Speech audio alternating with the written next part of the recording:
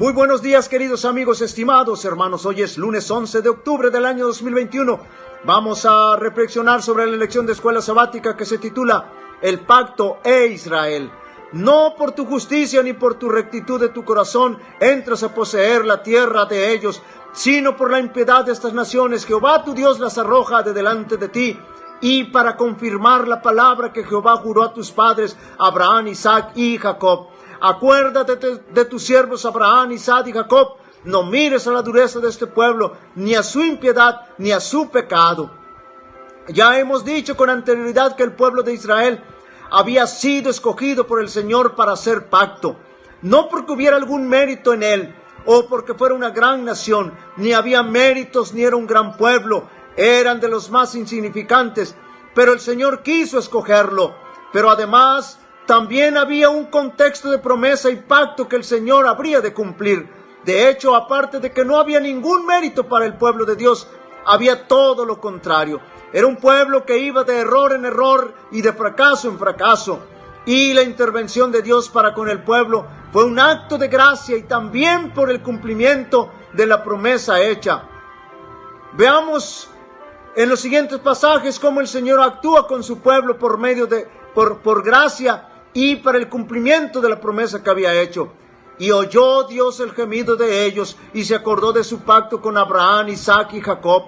Y os meteré en la tierra de la cual alcé mi voz, jurando que la daría a Abraham, a Isaac y a Jacob, y yo os la daré por heredad, yo Jehová. Entonces yo me acordaré de mi pacto con Jacob, y asimismo de mi pacto con Isaac, y también de mi pacto con Abraham me acordaré, y haré memoria de la tierra.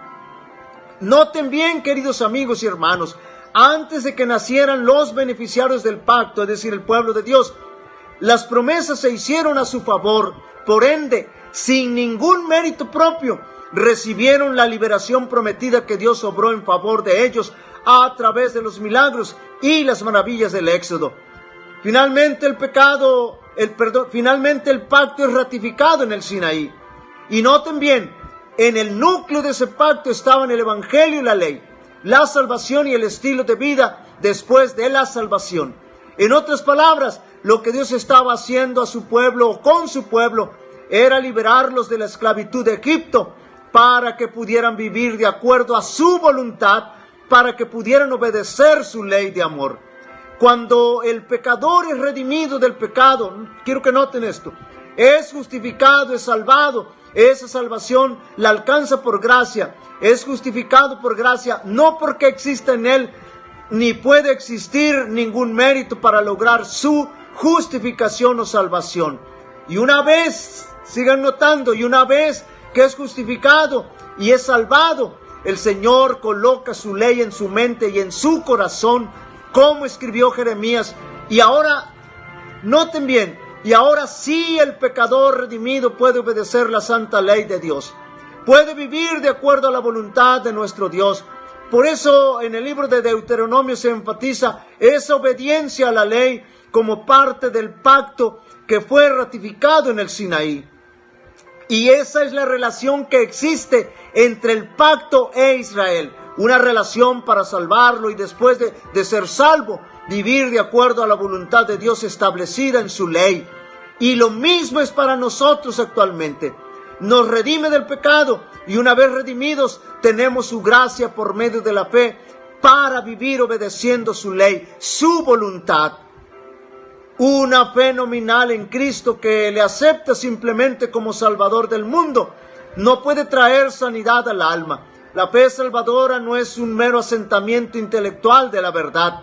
El que aguarda hasta tener un conocimiento completo antes de ejercer fe no puede recibir bendición de Dios. No es suficiente creer acerca de Cristo. Debemos creer en Él. La única fe que nos beneficiará es la que le acepta a Él como Salvador personal, que nos pone en posesión de sus méritos. Muchos estiman que la fe es una opinión. La fe salvadora es una transacción por la cual los que reciben a Cristo se unen con Dios mediante un pacto. La fe genuina es vida. Una fe viva significa un aumento de vigor, una confianza implícita por la cual el alma llega a ser una potencia vencedora.